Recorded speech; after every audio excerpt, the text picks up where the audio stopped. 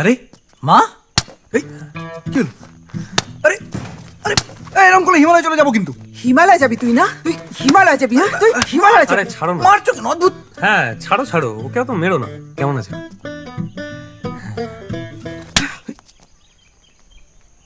আরে কি কতদিন বলেছি আমাকে আমি? কেন মারছো? তোকে কতদিন বলেছি তুই শাওনকে ছাড়? হ্যাঁ এই জানোয়ারটাকে ছাড়। আরে কি হয়েছে সেটা তো বলবে। এসে মারতে শুরু করে দিয়েছে। কি হয়েছে? তুই মেয়ের বাড়ি গিয়ে কি বলেছিস? কার মেয়ে?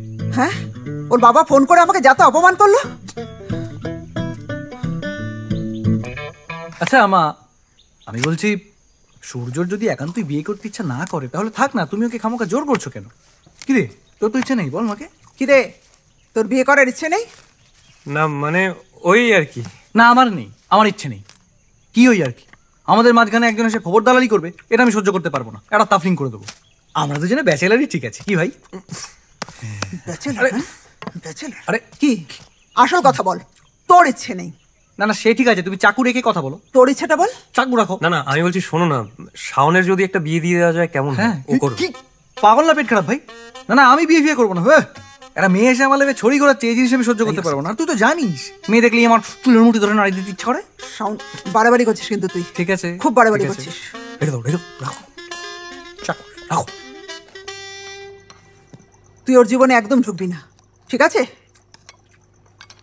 একটা কথা বলবো, তোমার এরকম হঠাৎ না জানিয়ে জলপাইগুড়ি থেকে আসারও কিন্তু কোনো দরকার ছিল না। মানে আমাদের লাইফে কোনো প্রিভিসি নেই নাকি? শাওন কি বলিস? মা মাসা দাও। আমি পই পই করে বলছি, ওর যেমন মেয়ে পছন্দ ও তাকেই বিয়ে করবে। ও জানি না ওর কেমন মেয়ে পছন্দ। জানে না? না। এই জানিস না তুই? বল কেমন মেয়ে পছন্দ বল। ওই তো সিঙ্গেল মেয়ে হলেই হবে, সিঙ্গেল।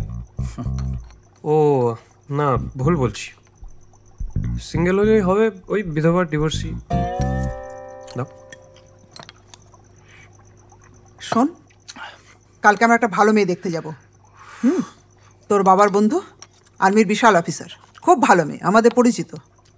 ওখানে গিয়ে তুমি যদি কোনো গন্ডগোল করো, আর এই যে তুমি যদি বেশি ভাই ভাই করো না, ওখানে কষিয়ে দেবো একটা।